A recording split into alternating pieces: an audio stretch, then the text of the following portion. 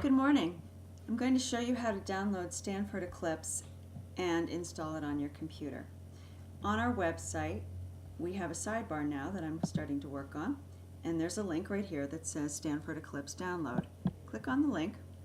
You're going to be taken to Marin Sahami's page, Stanford CS 106A Programming Methodology. Right where it says Mac Users, Stanford Eclipse for Mac, click on the Stanford Eclipse for Mac. You'll have to download this file. I'm not going to click OK because I've already downloaded it. It takes quite a good deal of time to download. I'm just going to click Cancel, and I'm going to show you where it actually downloaded. Open up your Finder window by either clicking on the Finder in the bottom of your dock or else going up to the top. And what you're going to do is go to your house. In your case, it's going to say Student, not Teacher. In my case, it says Teacher. Go into your Downloads folder, and in your Downloads folder is going to be a file called Stanford Eclipse. Mine is actually in another folder right now. And I'm going to put it back in the right place just so that we have it where it needs to be. So I'm going to open up a new Finder window, and I'm going to pull it over into the downloads just so that I'm doing everything exactly like you're going to do it. Okay. So now here it is in my downloads folder, and it says Eclipse Helios Mac.zip. Do not double click on this zip file to unzip it. If you do by accident, that's okay, but try not to. There's some functionality reasons for this that have more to do with user error than anything else, but if you can manage to keep it in that zip file without it automatically unpacking, that's fine.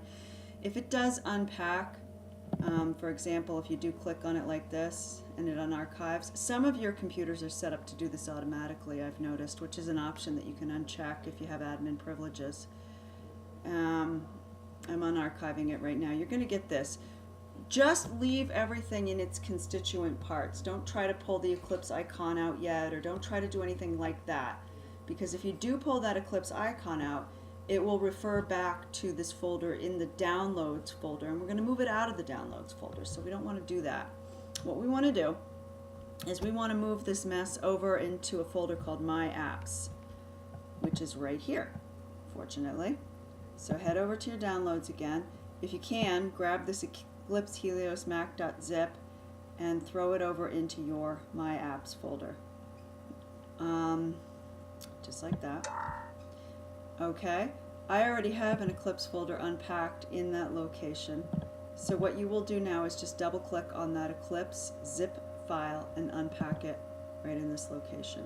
All right, once you get that done, now you can grab the little world button, the little blue Eclipse button, and you can drag that down to your dock.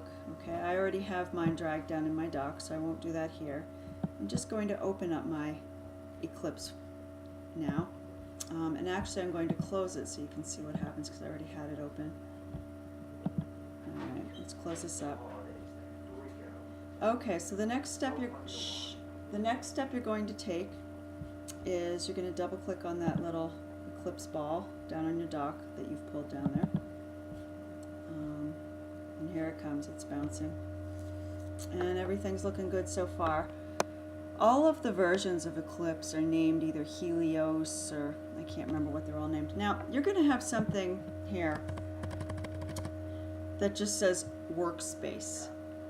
And that's going to be just fine. It's going to say Users, Student in your case, Documents, or your name if you happen to have your own computer, Documents, and then Workspace. Because what happens is Eclipse creates its own folder called Workspace that it stores in your Documents folder, and that's where you store all your projects.